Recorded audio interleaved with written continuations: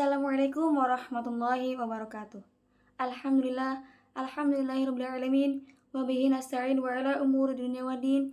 Wassalatu wassalamu ala asyrafil anbiya'i wal mursalin wa ala alihi wa sahbihi ajma'in. Amma ba'du.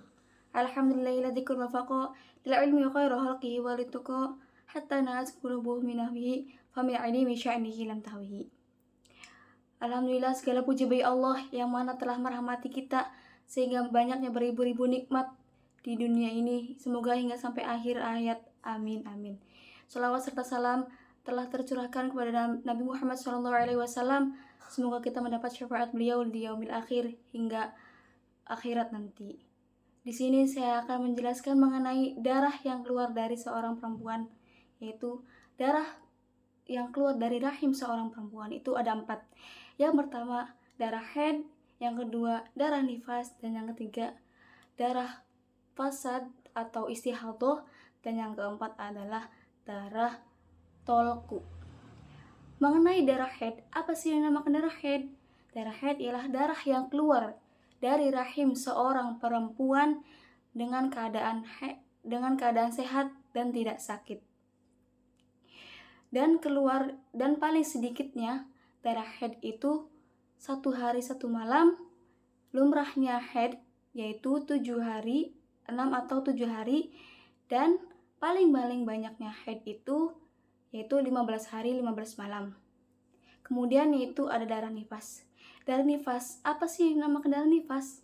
Darah nifas ialah darah yang keluar ketika sesudah melahirkan. Jadi paling sedikitnya darah nifas yaitu 1 tetes, dan paling lumrahnya darah nifas yaitu 30 hari, 40 hari, dan paling banyaknya darah nifas yaitu 60 hari. Kemudian yaitu ada darah tolku.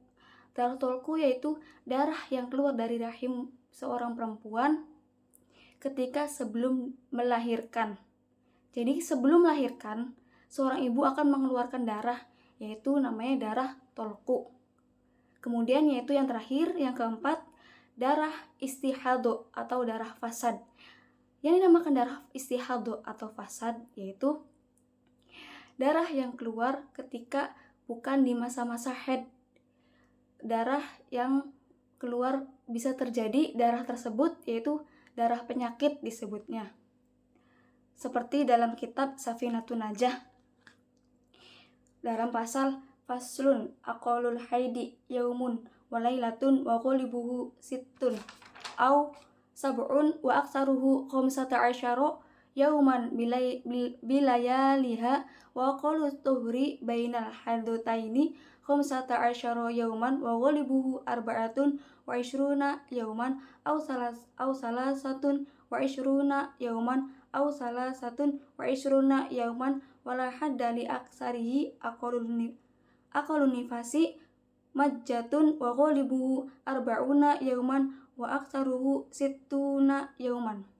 Yang saya sudah jelaskan tadi mengenai darah haid, darah istihadah, darah nifas, dan satu lagi yaitu dalam kitab Safinatun Najah menerangkan lumrahnya paling sedikitnya masa suci yaitu 15 hari 15 malam, dan diantara haid 2. Kemudian lumrahnya suci yaitu 23 atau 24 hari.